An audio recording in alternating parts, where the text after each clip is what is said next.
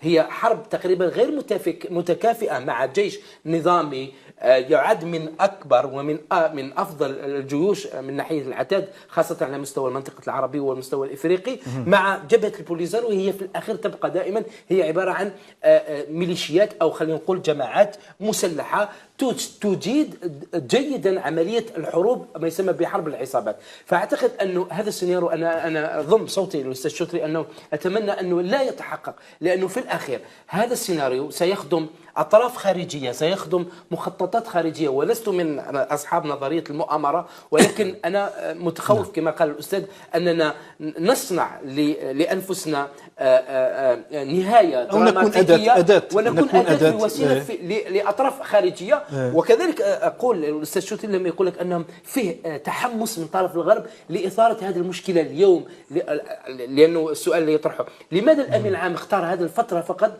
للتصريح بهذا التصريح اللي قدمه. فأعتقد أن هنالك شيء ما يطبخ وشيء ما يحضر لإدخال المنطقة لاستكمال ما يسمى ما قلت حمزة أنه خط النار، وهنا تدخل المنطقة كلها في أتون حرب أهلية وحروب مدمرة. لكن الكلام كذلك الكلام عن نظرية، حتى وإن نفيت نظرية المؤامرة أو عفوا أن ممكن، لكن الوضع اليوم ألا يتأزم بأيدينا؟ يعني في النهاية يتأزم بأيدينا. الكلام عن مخطط عام من أيش بلقى المنطقة وكذا، أدواته، لكن نحن من نؤزم منطقتنا بأيدينا في النهاية. أستاذ حمزة احنا كنا ولا زلنا وسنستمر أداة ووسائل في يد هذه المخططات التي تصنع وتطبخ في مراكز صناعة القرار في الغرب. لكن السؤال الذي يطرح متى ستستفيق هذه الحكومات من خلال أن تكون طيب. نذكرك في نقطة مهمة جدا هي اتحاد المغرب العربي.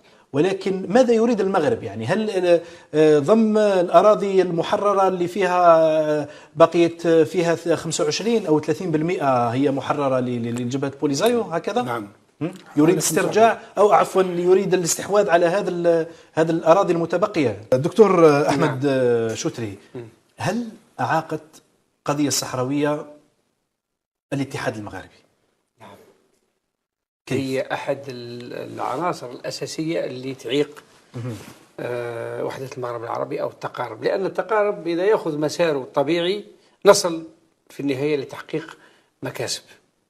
لما نتكلم على الاتحاد المغاربي، هو اتحاد نأمل أن يكون اتحاد اقتصادي أكثر شيء، تبادلات تجارية. يعني القضية أو الصحراء الغربية ممكن كان بالإمكان أن تحييدها. نعم، تحييدها والمضي في الاتحاد المغاربي. عندنا الجزائر، تونس، ليبيا، موريتانيا، يعني مش على يتوقف على دولة واحدة ودولتين في النهاية. والله أعاقت القضية الصحراوية مسار طبعا لأن المغرب يعتبر مثل ما قلت قبل قليل، المغرب يعتبر قضية الصحراء حياة أو موت بالنسبة له.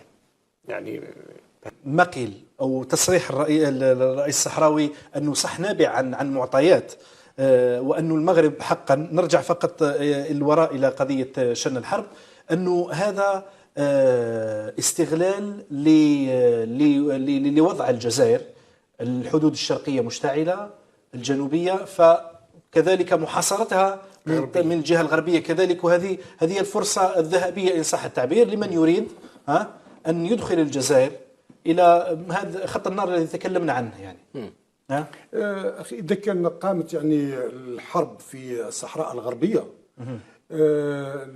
لأن شفنا الحرب اللي وقعت في الماضي فعلا صحيح الحدود الجزائرية كلها يعني مشتعلة، لكن هذا لا يعني أن الجزائر عندها مشكلة، لأن هي بالنسبة لمشكلة الصحراء الغربية هي تقول مشكلة لا تعنيني، يعني هي مشكلة مبدأ وفي داخلة في إطار تصفية الاستعمار من القارة الأفريقية ولا من العالم، وبالتالي هي ما عندهاش لا أطمع في الأراضي ولا أطمع في كما يقولون هم إلى الولوج إلى المحيط الأطلسي أو لكن إذا قامت الحرب ستأتي على الأخضر واليابس. نعم، فيها الجزائر تتأثر، فيها المغرب تتأثر، والمغرب هو الذي يدفع الثمن أكثر. نعم، هي فرصة لمحاصرة الجزائر شرقا جنوبا والآن غربا.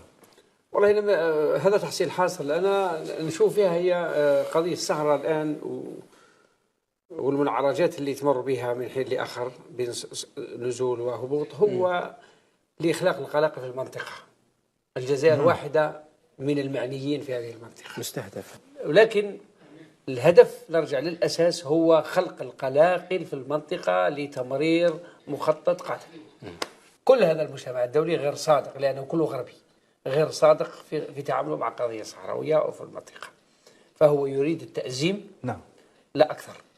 ممكن كان بالإمكان أن تحييدها نعم تحييدها، والمضي في الاتحاد المغاربي عندنا الجزائر، تونس، ليبيا، موريتانيا، يعني مش على يتوقف على دولة واحدة ودولتين في النهاية. والله شو أعاقت القضية الصحراوية مسار طبعا الاتحاد المغاربي لأن المغرب يعتبر مثل ما قلت قبل قليل، المغرب يعتبر قضية الصحراء حياة أو موت بالنسبة له.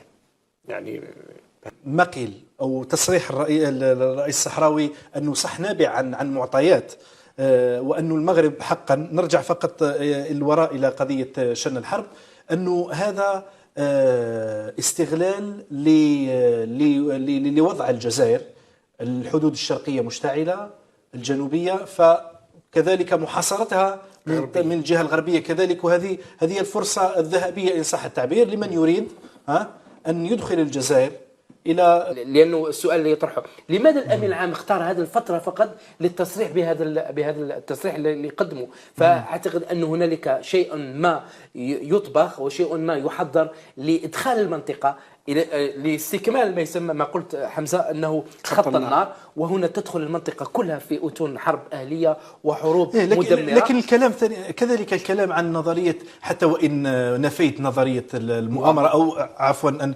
ممكن، لكن الوضع اليوم ألا يتأزم بأيدينا؟ يعني في النهاية يتأزم بأيدينا. الكلام عن مخطط عام من أي بلقنة المنطقة وكذا، أدواته، لكن نحن من نؤزم منطقتنا بأيدينا في النهاية. وإحنا أستاذ حمزة احنا كنا ولا زلنا وسنستمر أداة ووسائل في يد هذه المخططات التي تصنع وتطبخ في مراكز صناعة القرار في الغرب. لكن السؤال الذي يطرح متى ستستفيق هذه الحكومات من خلال أن تكون. طيب نذكرك في نقطة مهمة جدا هي اتحاد المغرب العربي. ولكن ماذا يريد المغرب؟ يعني هل ضم الأراضي المحررة اللي فيها بقيت فيها 25 أو 30% هي محررة لجبهة بوليزايو هكذا؟ نعم. يريد استرجاع أو عفوا يريد الاستحواذ على هذا الأراضي المتبقية. الدكتور أحمد شتري، هل أعاقت قضية الصحراوية الاتحاد المغاربي؟ نعم. هي أحد العناصر الأساسية اللي تعيق وحدة المغرب العربي أو التقارب، لأن التقارب إذا يأخذ مساره الطبيعي نصل في النهاية لتحقيق مكاسب. لما نتكلم على الاتحاد المغاربي، هو اتحاد نأمل أن يكون اتحاد اقتصادي أكثر شيء، تبادلات تجارية، يعني القضية أو الصحراء الغربية هذا خط النار الذي تكلمنا عنه. يعني أخي إذا كان قامت يعني الحرب في الصحراء الغربية، لأن شفنا الحرب اللي وقعت في الماضي فعلا صحيح الحدود الجزائرية كلها يعني مشتعلة، لكن هذا لا يعني أن الجزائر عندها مشكلة، لأن هي بالنسبة لمشكلة الصحراء الغربية هي تقول مشكلة لا تعنيني، يعني هي مشكلة مبدأ وفي داخلة في إطار تصفية الاستعمار من القارة الأفريقية والله من العالم، وبالتالي هي ما عندهاش لا أطمع في الأراضي ولا أطمع في كما يقولون هم إلى الولوج إلى المحيط الأطلسي أو لكن إذا قامت الحرب ستأتي على الأخضر واليابس. نعم، فيها الجزائر تتأثر، فيها المغرب تتأثر، والمغرب هو الذي هي حرب تقريبا غير متكافئة مع جيش نظامي يعد من أكبر ومن أفضل الجيوش من ناحية العتاد، خاصة على مستوى المنطقة العربية والمستوى الإفريقي، مع جبهة البوليزاريو. وهي في الأخير تبقى دائما